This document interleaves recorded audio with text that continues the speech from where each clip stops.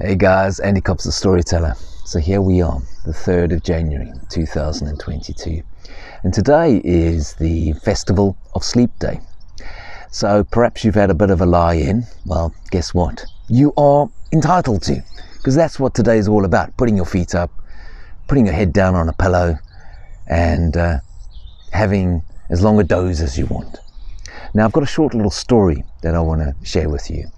It's a story that Italo Calvin, the Italian author, compiled in his collection of folktales. And this story is set in a part of the world where everyone is encouraged to be lazy. And this father was looking at his son and realized that his son was coming of age, and thought, no, it's time now that my son understands the importance of learning and practicing the science of laziness. And he thought, I know what I'm going to do. I'm going to go and see the professor at the university that teaches the science of laziness. And I'm going to see if he would be willing to take on my son and teach him. And so the father went to where the professor lived. And he was standing on the outside looking through the gate, and he saw the professor lying down underneath a fig tree. His head was resting on a lovely, fluffy, white cushion, just like this. And the father watched. And then a fig fell from the tree and landed right next to the professor. And the professor stretched out his arm, and with his hand he picked up the fig and brought the hand very slowly to his mouth.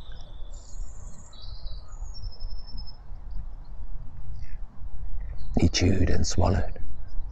And the father looked at this and thought, this is exactly the man that I want to teach my son. And so he approached the professor and explained the situation.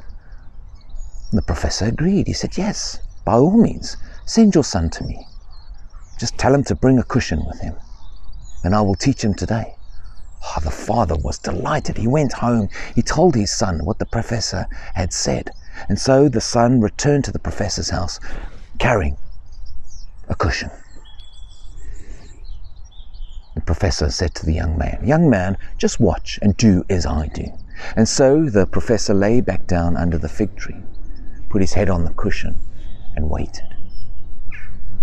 The young man did the same, turned his head slightly to see what the professor was doing, and again watched as a fig fell from the tree, and the professor stretched out his arm, and with his hand he picked it up and very slowly brought the fig back to his mouth. The son looked at this. That seems like far too much effort, he thought. There must be a more effective way of doing this. And so the young man opened his mouth and just lay under the tree with his mouth open. And eventually a fig fell out of the tree and plop, straight into the young man's mouth. He chewed and he swallowed. The professor got sight of this and carried on watching the young man. Another fig fell, landed next to the young man, but he did not stir. The young man said to the fig tree, come on, figs, fall into my mouth. And with that, another fig fell out of the tree, straight into the young man's mouth. He chewed and he swallowed. The professor looked at this and thought, I do not need to teach this son anything. If anything, he's teaching me something. He got up and he said to the young man, you know everything there is to know about the science of laziness. Go home and tell your father that there is nothing more that I can teach you. The young man smiled. He said thank you, and he went home and told his father what the professor had said. And his father was delighted. You can imagine how proud he was.